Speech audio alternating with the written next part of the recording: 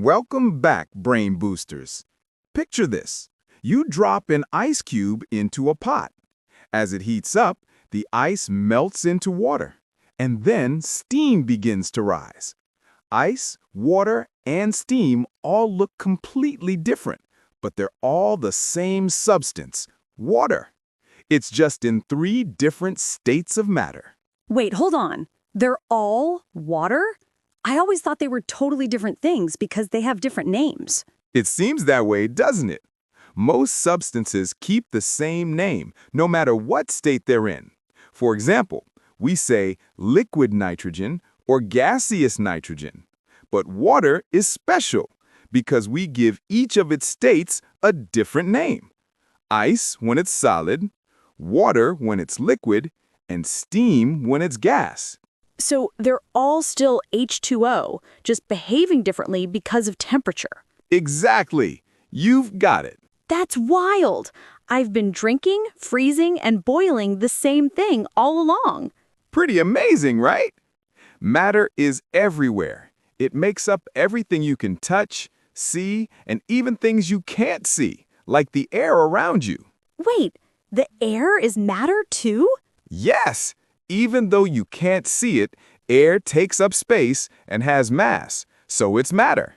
Okay, so everything that takes up space and has mass counts as matter. Got it. Right. Now, matter can look very different depending on what state it's in. The main states of matter are solids, liquids, and gases. All right, what's a solid again? Solids have a definite shape and volume. That means they keep their shape unless you cut, bend, or break them. The particles in a solid are packed tightly together and don't move around much. They just vibrate in place. So something like a pencil or a desk is solid because it stays the same shape unless I do something to it. Exactly. You're catching on. All right, what about liquids? Liquids have a definite volume, but they take the shape of their container. The particles in a liquid are close together, but they can slide past each other. So that's why water fits into any cup or bottle. It keeps the same amount, but it changes shape. You got it. Now, gases are a little different. Gases have no definite shape and no definite volume. Their particles move freely and spread out in all directions. So when I open a soda can and the fizz escapes, that's gas spreading out? Exactly. The gas fills whatever space it can reach. Okay, so solids hold their shape, liquids take the shape of their container, and gases spread out everywhere.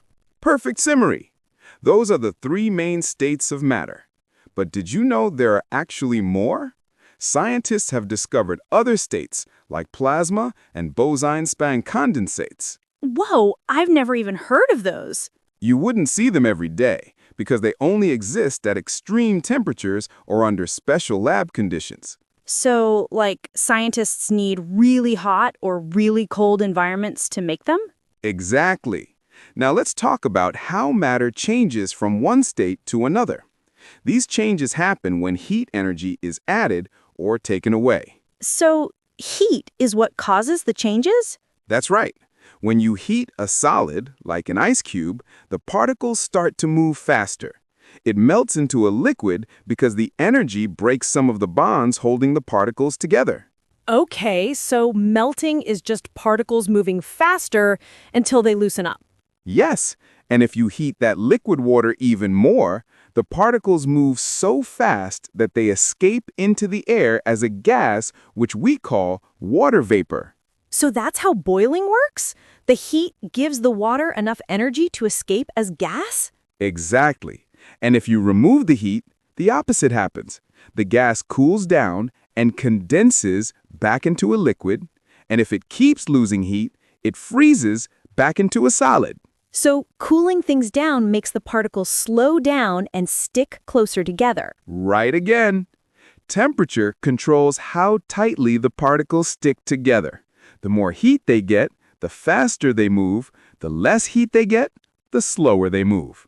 Okay, so that's how things can go from solid to liquid to gas and back again.